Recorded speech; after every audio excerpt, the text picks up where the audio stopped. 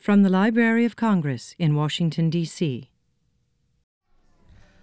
Well, good morning, and welcome to the Library of Congress. I'm John Cole. I'm the director of the Center for the Book in the Library of Congress. It's the reading promotion arm of the Library of Congress.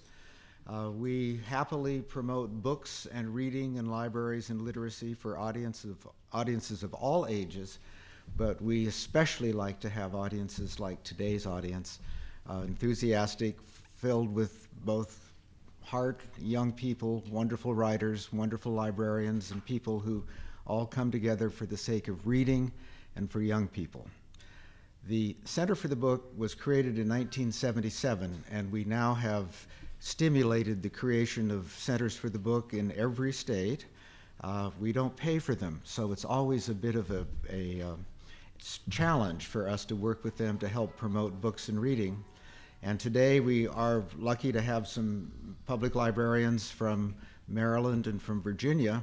And I was telling a couple of them earlier that we want to stay in close touch because we have a couple of wonderful new things happening with the Center for the Book and with the reading promotion part of the Library of Congress. I also want to say that today's event is hosted by not only the Center for the Book, but the Hispanic Division, and Georgette Dorn simply could not be here today, so I promised to give her greetings and also to invite you to stay with us. The Hispanic Division and the Center for the Book have helped host this event now for a number of years, and we hope to keep going on this with your help. And I also urge you to help, once the news is out next year of our ceremony, to help us get a good crowd. We were able to advertise in the Washington Post, but of course, part of this is raising awareness of the importance of books for young people, and we would appreciate help in getting wonderful audiences in the future. One of the Center for the Book projects is the National Book Festival, and we have just, with a lot of help from around the Library of Congress, we have just had our 8th National Book Festival last Saturday on the Mall.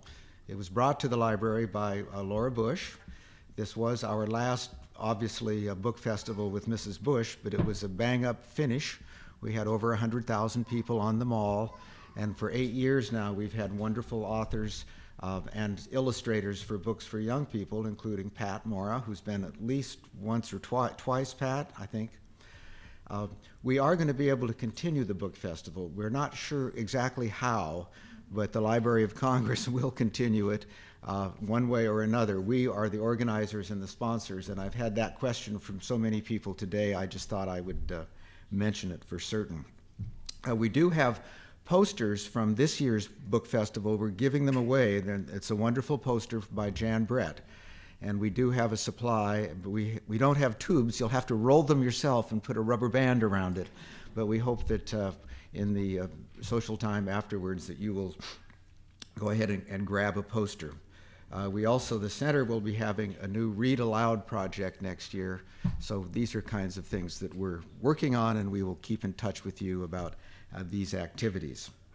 But to get us started today, as you know, this is a collaborative effort, and it is really presented by the Consortium of Latin American Studies Programs, CLASP. But the person who is behind the event and who is really our hostess for today and the true organizer, of course, is Julie Klein. And I'd like to ask Julie, and I'm going to give her full title now, to come forward and to get us started. But Julie is the Outreach and Academic Program Coordinator, the Center for Latin American and Caribbean Studies, University of Wisconsin-Milwaukee, and she does represent our major organizing sponsor, the Consortium of Latin American Studies Programs. Julie, let's give her a hand. Good morning. Good morning. I'm also asking up, this is Charline Barnes from West Virginia University, who is the chair of this year's Américas Committee.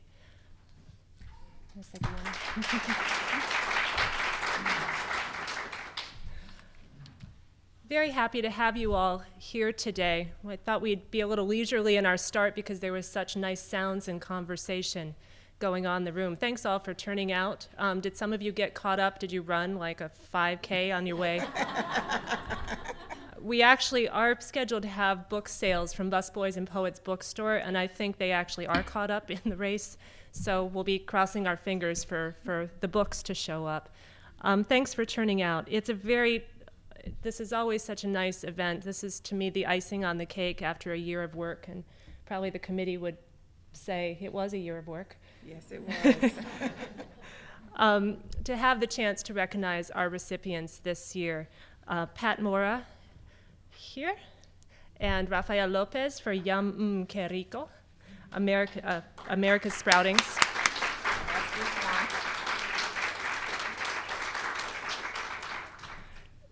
Published by Lee and Lowe, and their editor, Louise May, is here with us.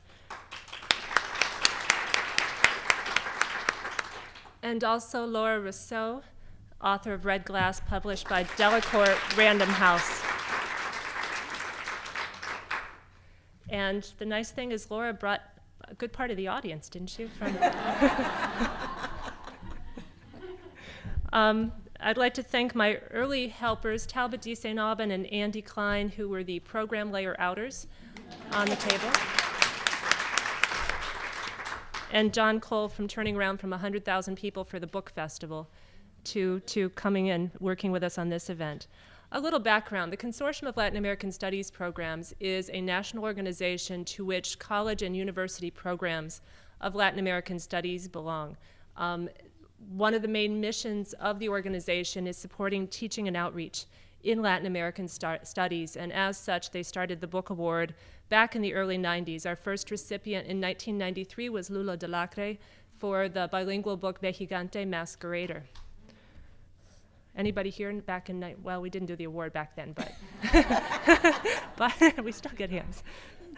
The Américas Award there's up to 2 awards given, given in recognition of U.S. published works of fiction, poetry, folklore, or selected nonfiction, from picture books to works for young adults, that authentically and engagingly portray Latin America, the Caribbean, or U.S. Latino cultures. By linking the Americas, the intent is to reach beyond geographic borders, as well as multicultural international boundaries, focusing instead upon cultural heritages within the hemisphere. To determine the books, the group looks at 4 criteria: distinctive literary quality, cultural contextualization, exceptional integration of text, illustration, and design, and the potential for classroom use. Would you like to introduce our committee members, those present and here in spirit? The committee is selected, and Julie and I have talked about this several times.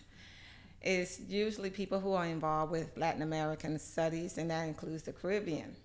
And as chair of this committee for this year, all the committee members have served for 3 years, or will be serving for 3 years. It's a 3-year term.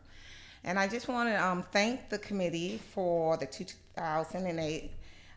The first one is Kristel Foster. She's a teacher in Sunnyside Unified School District in Arizona. Where's Kristel?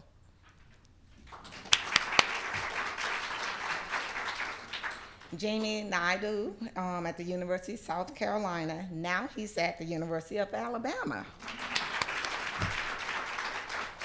And he teaches children's literature in the library science area. And then we have Rosalind Sanovica. She's at the University of Pittsburgh, and she's, like Julie, an outreach for the Latin American studies. And then the person who could not be here because her father-in-law passed away in Mexico is Patricia Velasco.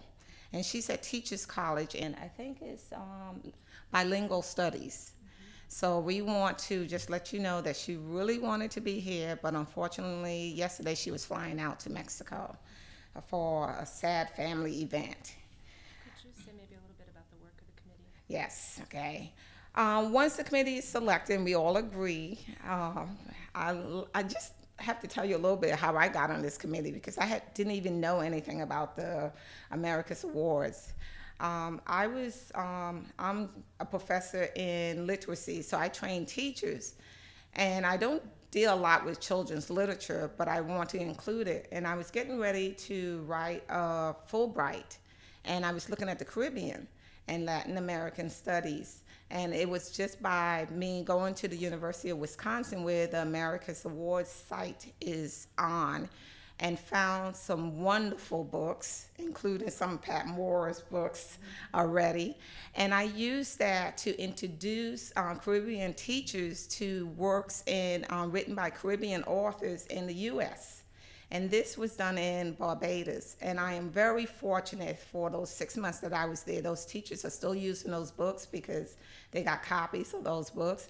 And they now tell me a lot that they linked their parents and teachers to the Américas Awards at the University of Wisconsin, Milwaukee. So we are very grateful. Now, the committee gets together and Julie sends out notices to the publishers in other places that promote Latin American studies in the Caribbean. And they sent us copies of these books, and we read. Let me tell you, we read. And we also look at the artists' work that are connected, the illustrators' work that are connected to these books. And we kind of narrowed down by these 4 criteria that Julie talked about. And then we get on the phone. This is a lovely phone conversation, because when we come together at this event in October, this is the first time a lot of us meet each other. So we put faces to voices at this time. But during about 4 months? From January to about April, we are working on the phone, reviewing these books, discussing them, and how they fit in each of these criteria. And then we keep narrowing them down. And finally, we pick the commendable ones and the honor ones, and then the winners. The chair gets to call the winners, and I was very fortunate. I was able to talk to all of them at some point. Sometimes we play phone tags with their schedules, because they are busy, and a lot of them have full-time jobs along with doing this wonderful work and this gift that they had given us to about books and reading and art. But we do, and we are so glad that the publishers support them in coming here, because it's an honor to be able to get these out into not just the public's hand, but also into classrooms.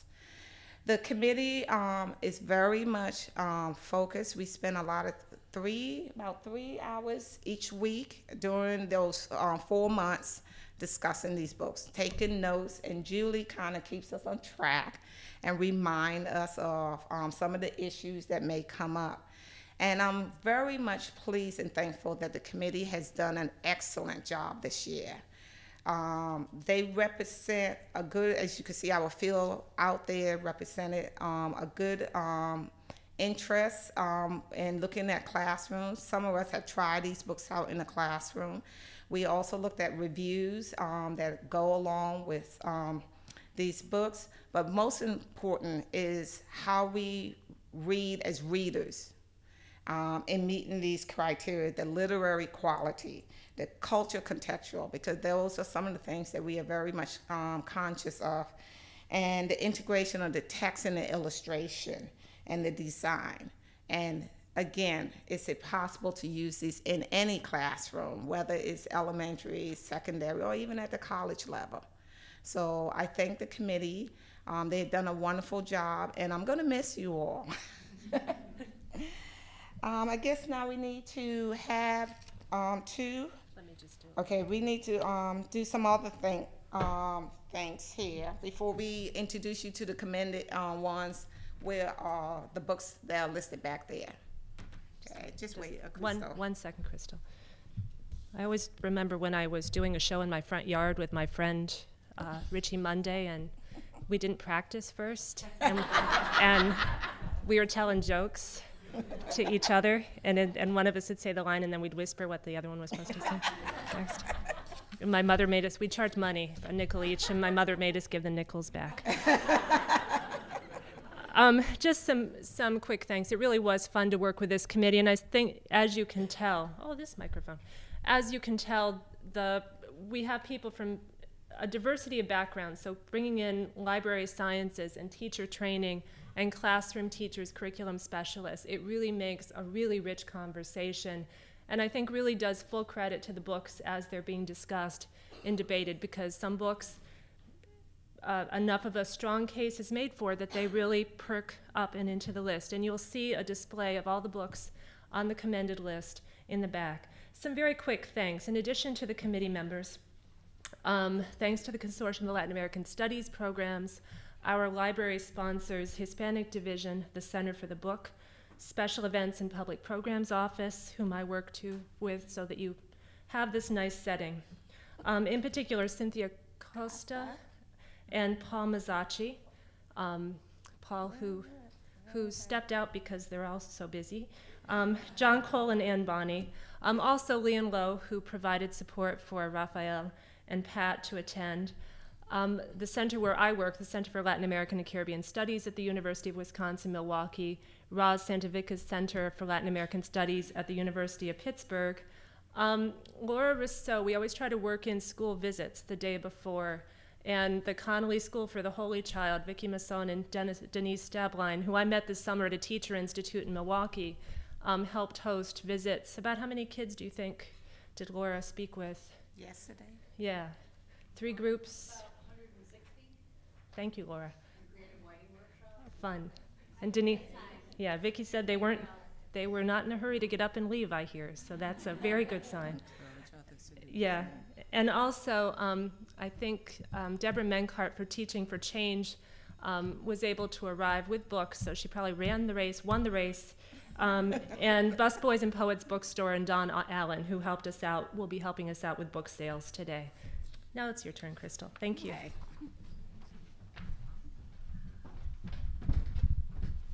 Good morning. Before we present the awards for the 2 titles, I'd like to share with you the commended list and talk to you about the 18 titles. This was a very, very hard process because we went over so many books and we all had our favorites and we all had ones we stood up and went to battle for, and it was really very difficult to come to consensus on 2. And so I'm glad that we get to talk about more about the other ones as well. On the commended list, again, there's 18 titles, and reading these books featured on the commended list is an intriguing literary journey through the Latin world. We begin in the historic corner of the American Southwest and go through the rumblings of Guatemala onto an intellectual island hop through the Caribbean and into the highlands of the Andes and even into the African roots of Brazil. And along this journey, we meet Latin American icons such as Frida Kahlo and Gabriel Garcia Marquez, and we debate burning issues of racism, violence, and poverty. And finally, we get to celebrate with song and dance and rhythm and artistic expression, culture, Christmas, capoeira, and even cucarachas. And we invite you to explore Latin America with these commended books, with a class full of kids, your own child, or even the next time you need a little getaway of your own. So, and now I'd like to talk about the honorable mentions. We have a novel as well as a children's book, and I'll begin with the children's title, Nochecita, by Yori Morales. And it's a beautiful story filled with touching metaphors. It's a lullaby for the child Little Night, told by her dear mother, Sky. And this story resonates with anyone who plays their own game of hide and seek just as they are called to go to bed at the end of the day. It's a poetic tale that honors the curiosity of little girls while embracing their ethnic identity and innocent femininity. The illustrations are rich in color and soothing in style, and children will love Little Night's beautiful world and want to read about her unique yet familiar nighttime ritual again and again. And the novel Raising Sardines by Enrique Flores Galvis. This novel explores the relationship between economics and the environment in a pre-Castro Cuba. There's a wealthy landlord, Don Ricol, who claims the village's mountain as his own and plans to clear the area for a coffee plantation. And our characters, Ernestina and Enriquito, are determined to stop this devastation and in doing so they meet an array of unpredictable characters that inhabit a mystical world.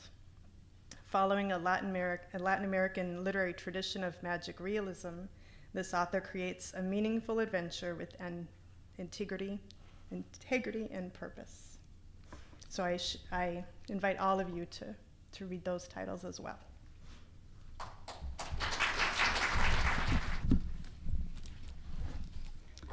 Roz and I get the honor of giving out one of the awards, the award that was given for the picture book that won the award. And I think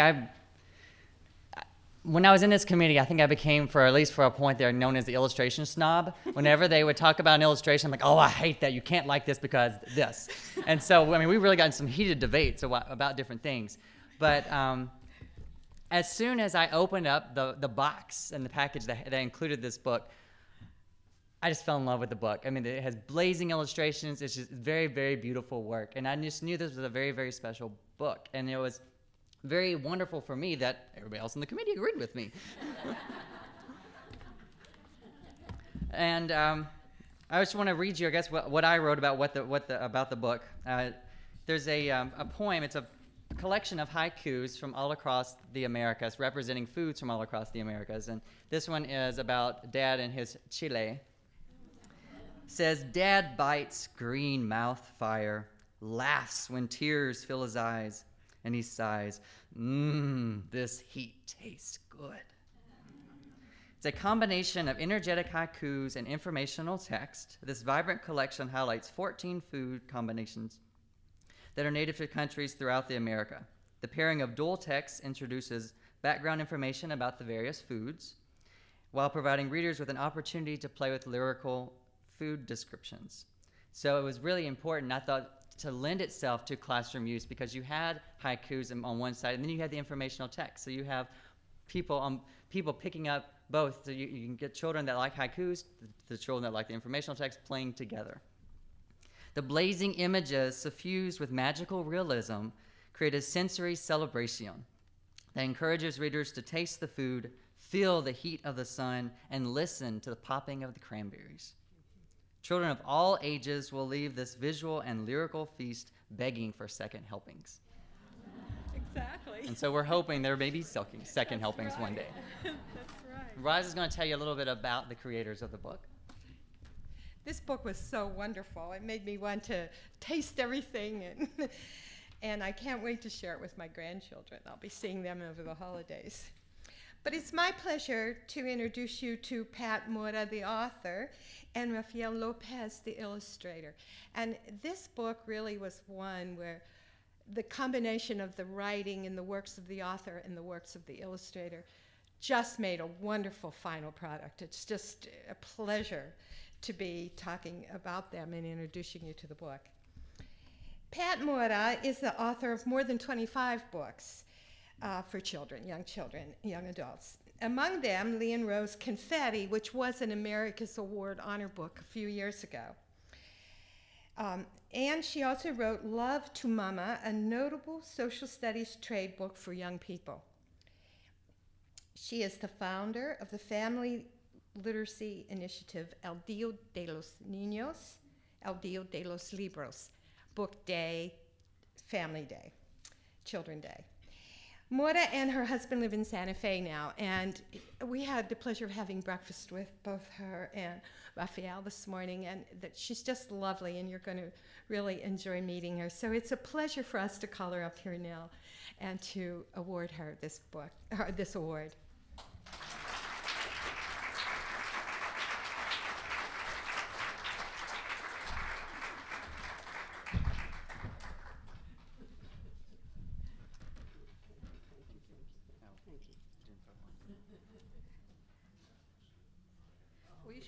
Yeah, you should be part of this.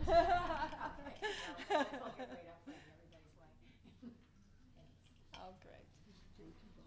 Oh, thank you. It's such a pleasure. Thank you. Be careful. Buenos días. Buenos días. Qué gusto estar aquí con ustedes. It's a pleasure to be with you, a pleasure to be with you. Well, let's begin this beautiful autumn morning with a couple of autumn haikus. The book I'm going to be reading from is a special edition of Mmmm that was produced by the Portland Public Library for a fabulous program. You can look up information on the web called Every Family Reads. And they managed to convince Lee and Low, and Lee and Low was willing, not all publishers would be, to produce a flip book. So it is English, and if you flip it over, it is Spanish. Lee and Low will be publishing the Spanish edition in the spring. Pecan. We crack hard brown shells. Family munching, story time. Crunchy taste of fall.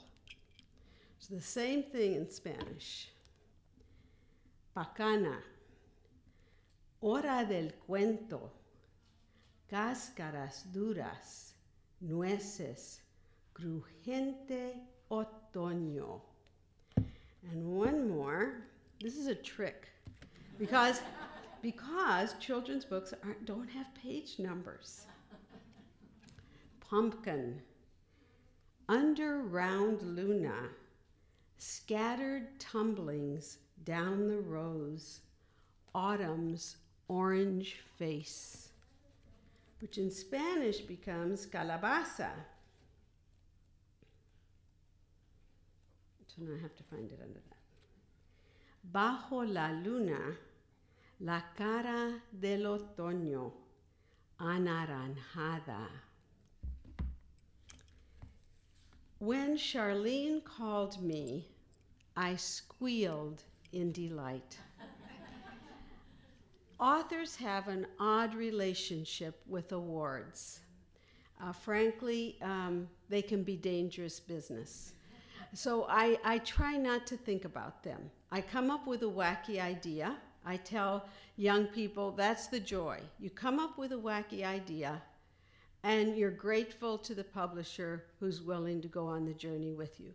So a book about the foods of the Americas in haiku, right? That was a wacky idea. Now I'm so glad Louise is here, Louise May, because some editors are very involved with books, and sometimes you have a manuscript that it's pretty much done. Well, I wrote the book of haiku because I love poetry.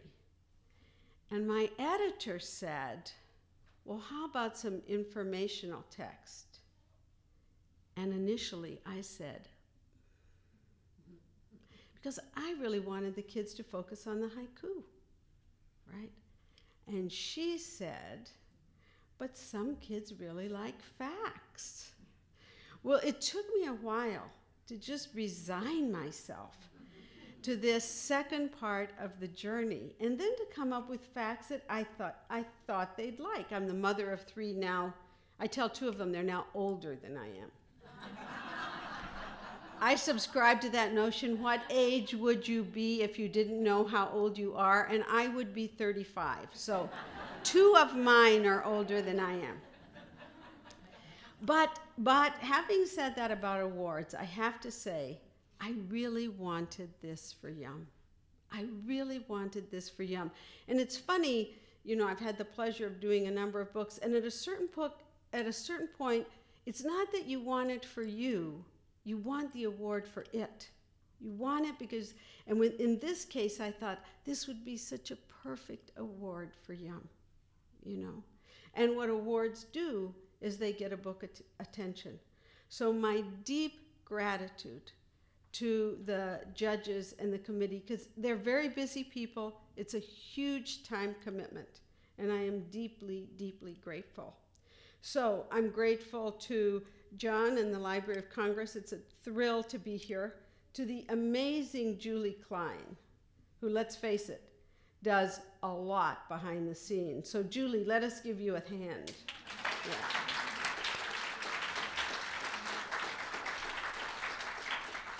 Thanks to Louise and Leon Lowe, and an incredible thanks to Rafael Lopez. He is a gifted artist. We have another book coming out together in January that we're very excited about, called Book Fiesta, about El Día de los Niños, El Día de los Libros. But I want to focus on this today. When I visit schools and I tell the children that I did not do the illustrations, they wonder why I'm there. and I understand. I mean, I understand. Picture books are about pictures. But I also write for adults, and I tell my friends who write only for adults, and to my academic friends who wonder why I spend time on children's books, you know. What does it mean to get a set of letters that say, "You are my favorite Arthur in the world"? You know, what can replace that? And what can replace having written words and having someone like Raphael illustrate them? It is just an incredible honor, and I feel we're lucky to have him in the field of children's books. You know, his star is just starting up, and as I said to someone at breakfast, his is a shooting star. You know, he's gone right up, and there's reason. I left home yesterday at 10, and I got here at 9. And so I had a lot of time to catch up with the New Yorker, which is usually my airplane reading. But of course, as I got closer to DC, I thought, well, why do I do this? You know, I was a teacher, I was a university administrator, and why children's books? And why writing at all? And I think, you know, in addition to my intense love of language and of languages, I do it for that moment when I hope your heart will sing. And I met somebody this morning, Vicki, here she is. And she started talking about using yum with, and I'm happy to say this in front of my editor because she never thought I'd be able to say with middle school students. She kept saying, no, not really. And I said, yes, middle school and high school. Don't say it's only for elementary. Her middle school students were sharing it with the little ones, right? But every time Vicki talked about it, she went like this. She'd say, oh, the book, you know. And that's why I do it.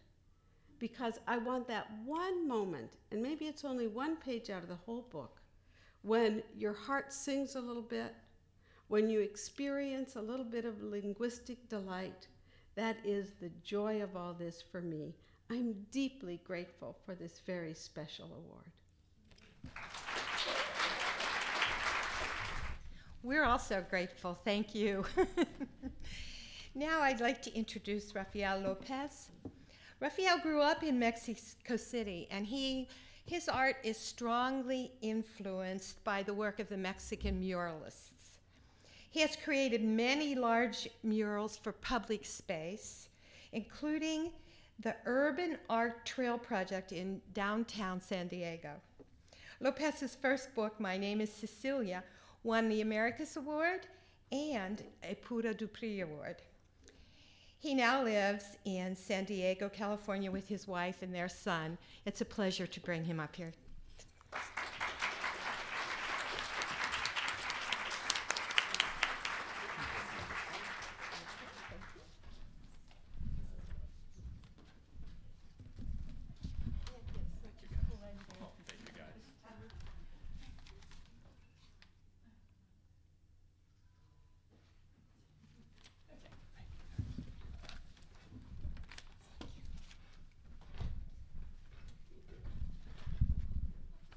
Thank you. It's hard to follow Pat Mora.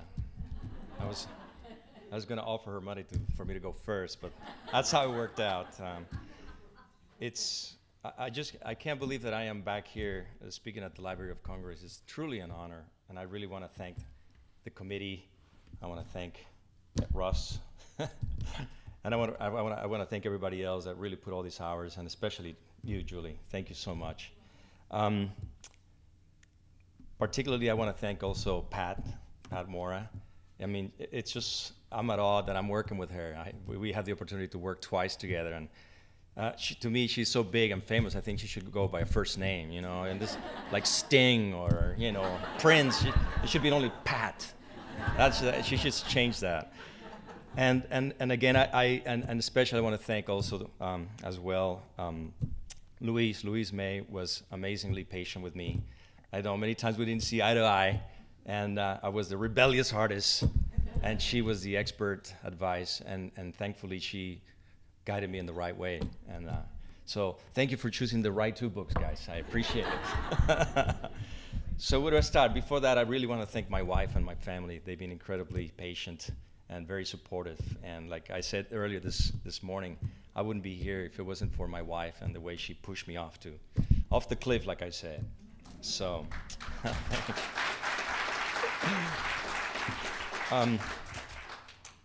the first thing I had to do was to do some research on what haiku meant for me. I've heard about it, but I didn't realize what it was, so I'm going to read it to you for some of you that I haven't heard the description. It says here, haiku is a poetic form and a type of poetry from the Japanese culture. Haiku combines form, content, and language in a meaningful yet compact way. They are inspired by nature, feelings, or experiences. Haiku doesn't rhyme. Instead, it paints a mental image on the reader's mind. This is the challenge, to create the image in only 17 syllables. So these guys are doing my job already. I'm the one that is supposed to be painting the mental picture, and they're already doing it there. So it was a real challenge. I've always done the solution to very complex problems. I'm a conceptual illustrator. So my reaction immediately was of terror. What am I going to do with a very simple yet beautiful, poetic verse? And my first thought was to run away. Say, what am I doing? What is this dyslexic Mexican doing trying to solve a Japanese challenge, right? So I mean, here's this beautiful way of telling me things, and I needed to, and it was a match. It was actually a challenge. So what I did then was try to find that inspiration. And my first inspiration eventually was to look at my mom and look at her cooking. She's an amazing cook. And the trips up the street to the mercado in a chilly morning, walking with our big bags, ready to be filled. The first thing that hits you as you go through those beautiful arches of the old buildings of the mercado is that overwhelming smells of the guayaba and the naranja, the fresh herbs that greet you, and they wake you up. They slap you in the face, glistening with the droplets of water that are coming from the sun, coming through those high ceilings and the beautiful windows. And the exchanges and the greetings that you do with the marchantas, that comes from the word marchand, I guess, in French. Some of these people were very young, but some of these marchantes have been there for ages. They're in their 70s and in their 80s. And they knew me since I was a baby, but they also knew my mom since she was a baby, and they knew my grandparents. And the exchange of pleasantries and the como le va, y como estado, and you should do this, and you should do that. And so they were sort of like family for me, too. It was an incredible experience to go to the mercado and pick the fruits.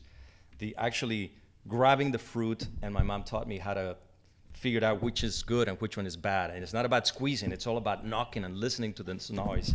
And I still find myself doing this when I go to the supermarket.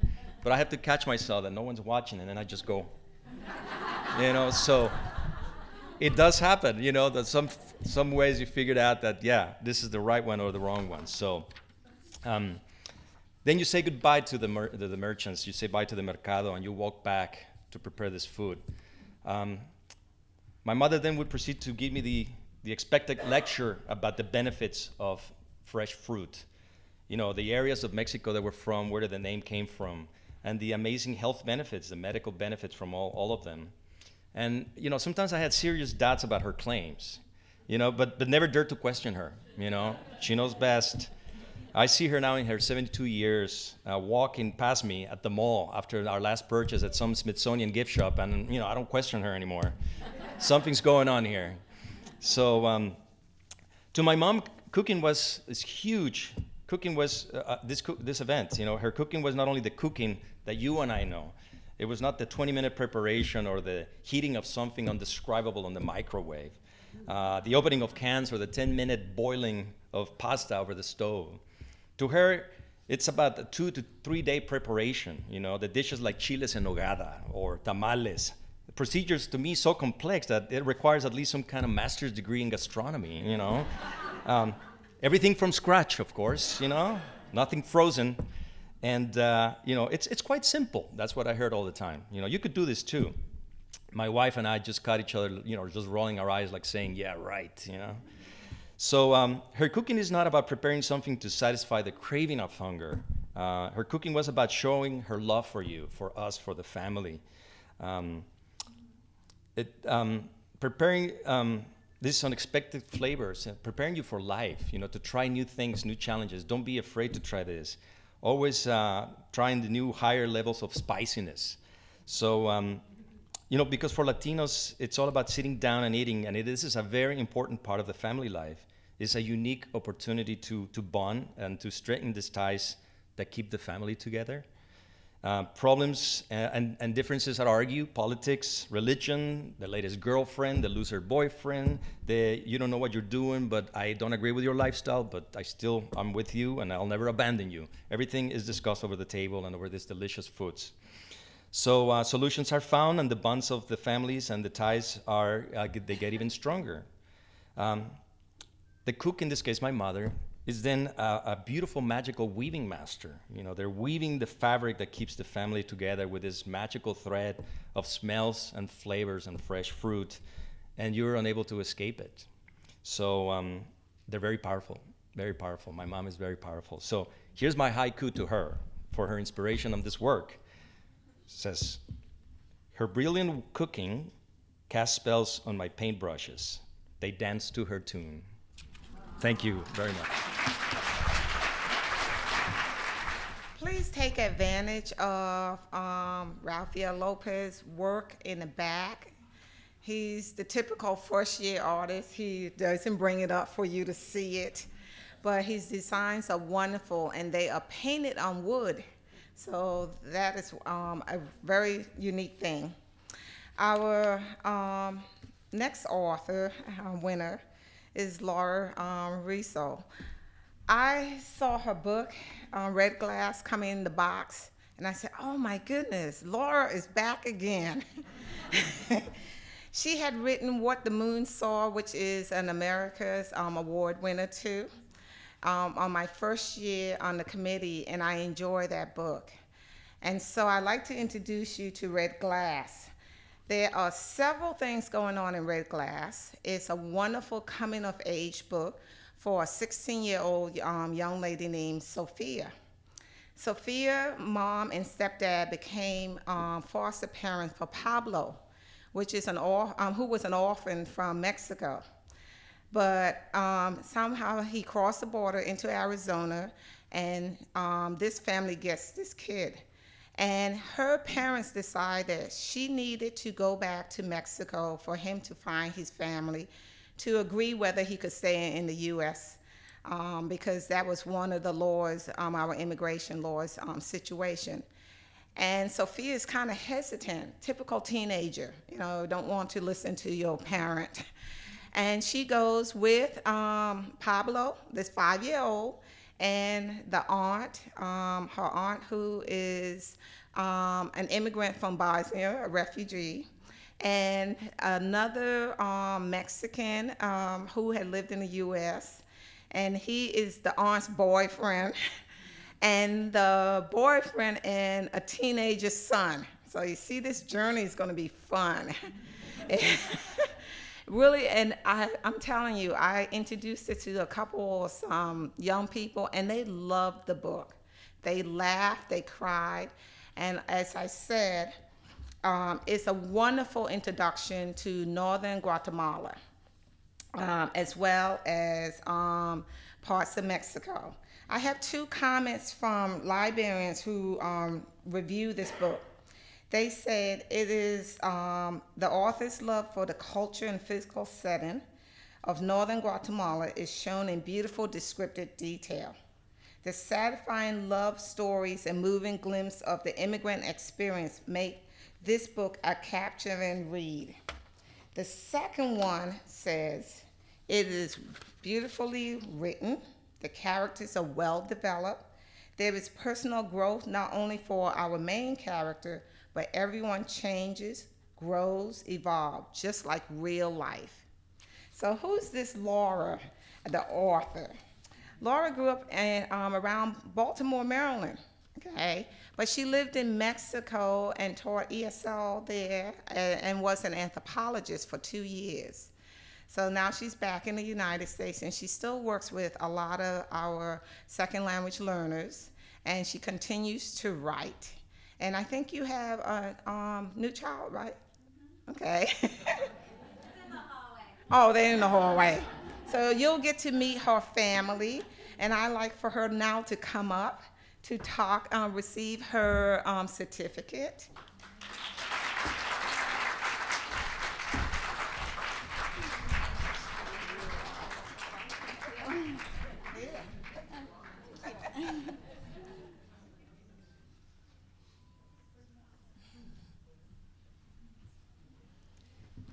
Just one note, a lot of you have been seeing these envelopes from the Américas Award. These are monetary gifts to our winners because we do support them in other ways, just along with buying their books, okay? Thank you very much.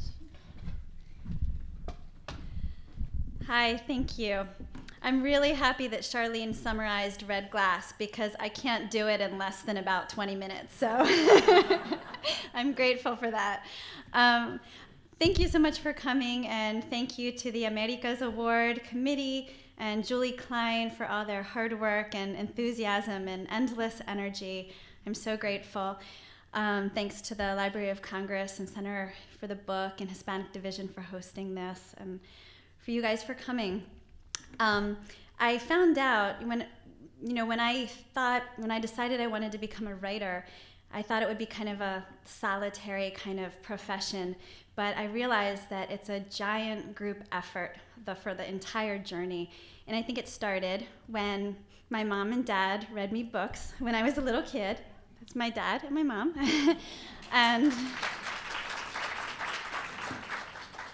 And then my whole giant extended family, most of whom are here, just incredibly encouraging and really instilling confidence in me. And my aunt gives me children's books for my birthday every year. And just my whole family has been so supportive in making reading and writing a big part of my life. So all of you guys can maybe raise your hand. And so we all. And also I realized that, a book's success, doesn't end when it gets published, which, as a new writer, I thought publication was, winning the lottery and I was set forever. But then I realized, no, a lot of a book's success has to do with it getting into the right hands of teachers and librarians and kids. And the Américas Award is so important in making this happen. And I'm so grateful to the Américas Award because now I know that the book is going to have even a wider distribution and more people are going to have access to it. And that means so much to me. So thank you.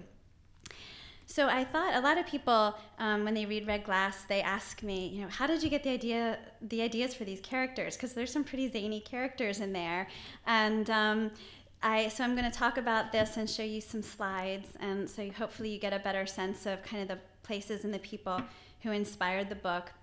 And when I write, and especially with Red Glass, I kind of got glimpses of characters and scenes and images and bits of dialogue that kind of felt like little pieces of a mosaic. And my job was to kind of see how they all fit together and the structure and the relationships.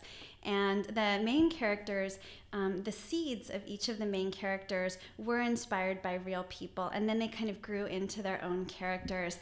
And I had a lot of fun writing these characters, and also I grew very attached to them, and the characters really moved me also. So let me go ahead and get the first slide up.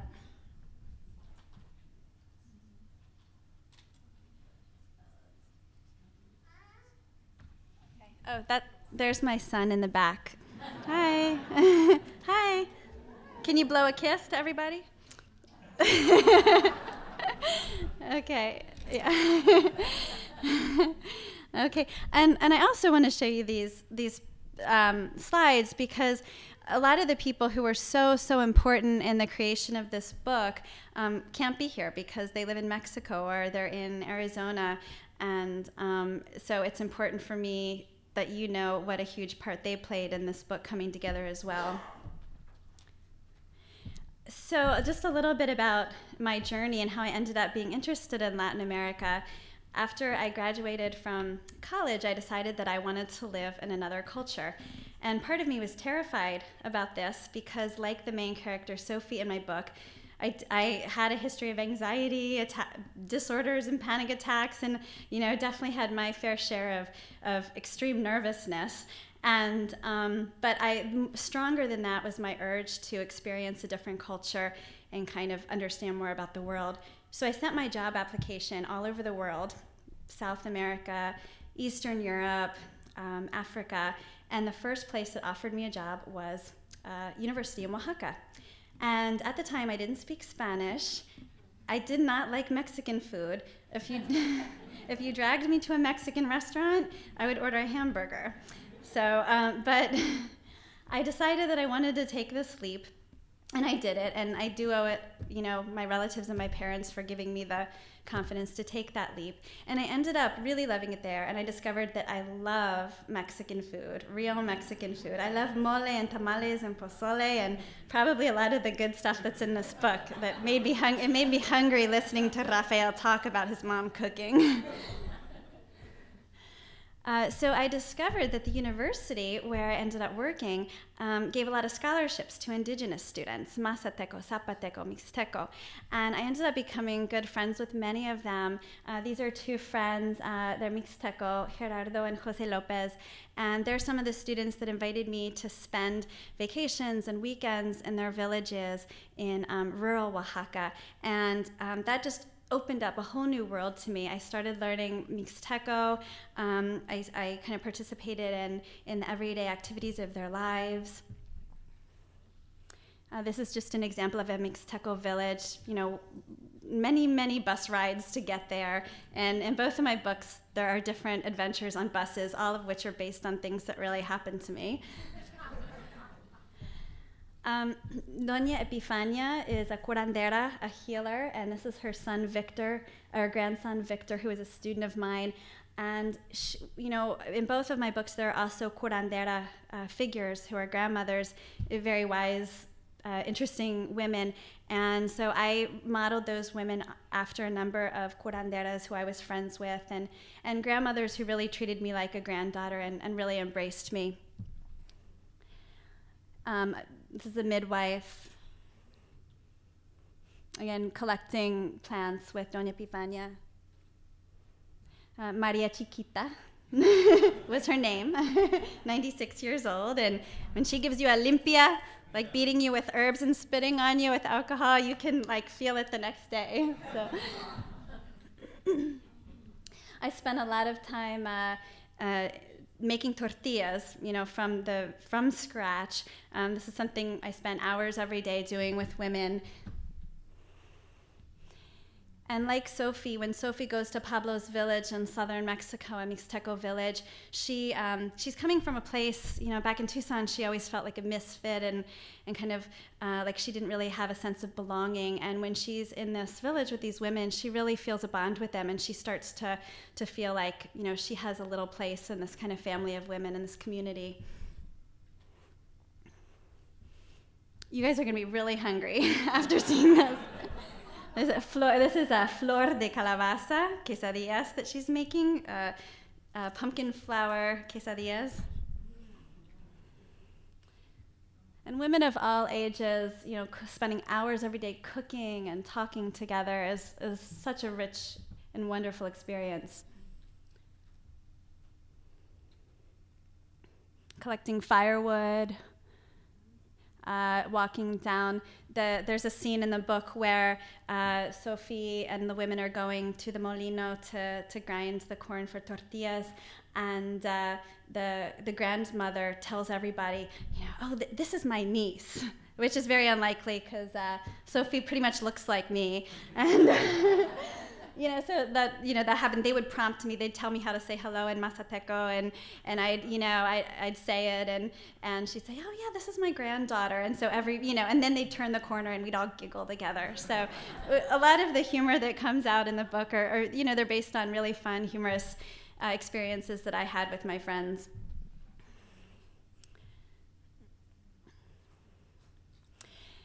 Immigration issues also come out in the book. And I didn't set out to write about a controversial topic, but it kind of ended up that way. When I didn't really know much about immigration until I was spending time in Oaxaca. And I noticed that almost everyone in rural indigenous communities in Oaxaca had relatives in the United States sending back money. And many children hadn't seen their fathers in many years, or their mothers. My friend Idael, he's about 11 there, and he hadn't seen his dad in 10 years. His dad was sending back money, but he pretty much was raised by his Uncle Baruch and his grandparents. And I realized how common this situation was. This little boy, his mother is a single mother working in the United States sending back money. This is my friend Luis and his family. They're Mixteco. And he snuck away when he was 17 years old. He snuck away across the border. And a few months later, his mom got a postcard from Florida. And he said, I'm sorry I snuck away, but I thought you'd cry so much that you wouldn't let me leave. And so he was spraying pesticides on tomatoes in Florida because he felt that was basically it was his only option to raise himself out of poverty and a future for his own family. So I really wanted to capture some of these experiences and some of the kind of complex emotional dynamics that immigrant families have to experience. So this is the border between Arizona and Sonora, Mexico. And being an ESL teacher and being someone who really loves Latino dancing, I get to hang out with a lot of young Latino people, Guatemalan and Mexican, who share their border crossing stories with me. And many of my friends have really fascinating and sometimes tragic and suspenseful border crossing stories. And so I tried to incorporate, kind of weave their stories into this book as well. Angel, the teenage Guatemalan boy, had to make a pretty treacherous journey involving not having enough water and enough food and, clinging to a train in the rain. And all of these are little bits and pieces of stories that my friends have told me. I also lived in Tucson, Arizona. I went to grad school there, and I spent a lot of time hiking in the desert. And, if you hike in the desert near Tucson for even an hour, even if you have like 3 big bottles of water, you're going to be pretty hot and thirsty. So like Sophie, I spent a lot of time thinking about how it would feel to make that desert crossing. In the book, there are not only Mexican immigrants, but there are also Guatemalan refugees. And I got interested in this because when I was living in Tucson, I became friends with a Guatemalan man who's a middle-aged man. And, he lived in my neighborhood. We would talk and hang out. And one day he had experienced, la violencia, the violence in Guatemala, which is why he was living in Tucson with his teenage son. And one day he said to me, Laura or Laurita, there came a time when I had to decide if I was going to, given all the violent things that I witnessed and that I experienced, there came a time when I had to decide, would I fill my heart with love and light or with anger and bitterness? And then he said, the people in my country who were not able to fill their hearts with love and light turned psicopático. And I didn't know what psicopático meant. It's not a word that comes up in rural Oaxaca very often. And I kind of was thinking about it for hours, and then later that night I realized that it meant psychopathic. And it really, it moved me that he felt that he had come to a time in his life when he had to make a decision whether he was going to become a good human being or let the violence he experienced turn him psychopathic. So I thought a lot about that. And that's kind of one of the themes in the book is how do you find beauty in life after you've experienced something really, really hard? There's also a Bosnian refugee in the book, a middle-aged woman who in the book is the girlfriend of the Guatemalan refugee. And when I was living in Tucson, I also volunteered to teach a Bosnian woman English. And she was not like the character in my book. She was not what you'd, think of if you think of a refugee, or the preconceived notion you might have of what a refugee looks like. This was not her. She was very flamboyant, and she just had this zest for life, and she just glowed, and she was this big woman and really flashy dresser, and and I really loved her, and we had a really great relationship. She shared with me some of the horrible things that she'd been through in the prison camp, and with her house being bombed out. But more than that, she seemed to really enjoy small pleasures in life. She'd always be talking about how blue the sky was and how sunny it was in Tucson, and she felt so lucky to have so much sunshine. And one day I went early to our tutoring session, and she was in the apartment complex had a pool at it, and she was lying in this like turquoise bathing suit, you know, right on a lounge chair by the water, and she just had this really blissful smile on her face, and she looked really, really peaceful. And I thought, wow, how can she embrace life and embrace, you know, friendships and human connections and appreciate the color of the sky after she's been through so much? So again, all of these things are questions that I really wanted to explore in writing Red Glass. And in real life, the seeds of these two main characters never got together. They were important in my life at the time. I'd hang out with my Guatemalan friend in my neighborhood, then I'd go tutor my Bosnian friend. But I think maybe in my imagination, I secretly wanted them to get together. So in my book, I got to make that happen. So the power of writing. Like Sophie, I had a lot of adventures on buses, and I did get myself into some pretty sticky situations sometimes, as my parents can bear witness to, because I sometimes called them and said, help, I'm stranded in this place. But I did find that, you know, there are some people out there who might be out to get you if you're traveling, but, you know, alone as a young woman. But the vast, vast, vast majority of people are going to be watching your back and be protective and say, come to my house, you know, stay at my house, eat, you know, come over and eat with my family. The vast majority of people that I met while traveling alone in Central America treated me like they would want their sister to be treated. They're very, very, very kind. And that's what Sophie ends up realizing during her travels. And this is Guatemalan buses. And so I really found when I was living in my time in Mexico, it really helped me, like Sophie, it helped me get over a lot of my anxieties and fears. And I did think, well, you know, if I die, at least I'm living a really interesting life, and I'm really living, and so it's okay if I do. And that really, like Sophie, that idea helped me. And I'll just finish by telling you one little story of, to me, is kind of the ultimate example of kindness, of strangers helping you out. This is a baño de temazcal, which is an herbal steam bath. And I'm very interested in that. That comes out in my first book, and that was kind of my introduction to indigenous healing practices, which come out in both of my books. And I decided, this was a few months after I'd been in Mexico, and my Spanish, you know, now I'm fluent in Spanish, but at that time my Spanish wasn't so great still. But I decided that I wanted to visit this little town for its market day. So I got on a bus. I didn't really bring water or food with me because I thought on the map it looked really, you know, like I was just a little like half inch. So so I ended up, you know, like 6 hours later, I was really thirsty, really hungry. I had to go to the bathroom really, really badly.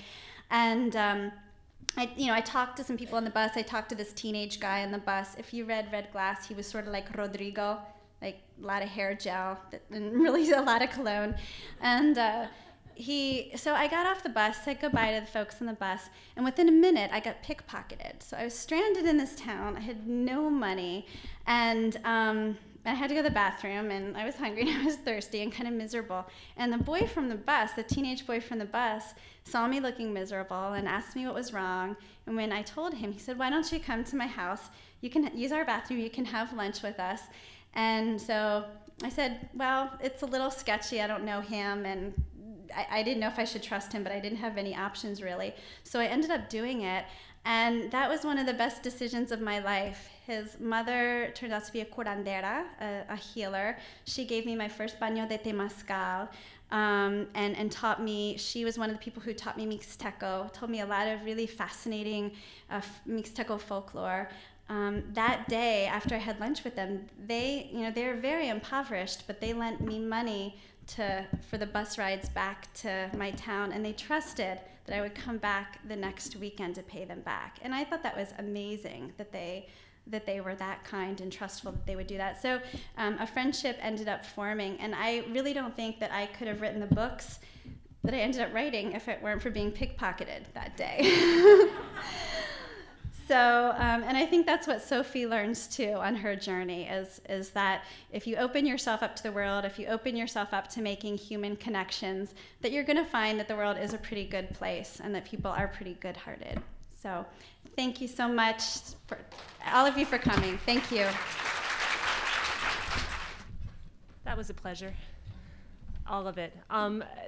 This year in particular really emphasizes to me what this award has tried to accomplish. It's recognizing books that come out not just out of authors and illustrators' heritages, but also individuals who sought out culture, embraced culture, and changed their own life just by realizing the amazing diversity and richness of the Americas.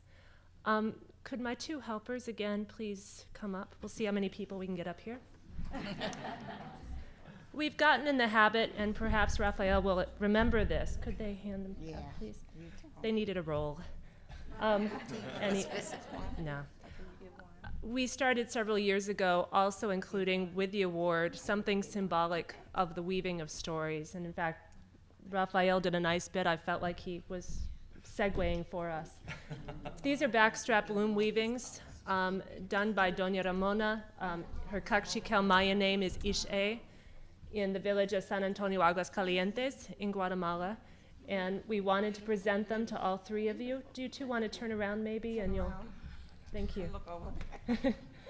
present them as one more expression of our appreciation for their writing, their illustration, and what they've contributed to classrooms and libraries to show the diversity of the Americas. So thank you all very much.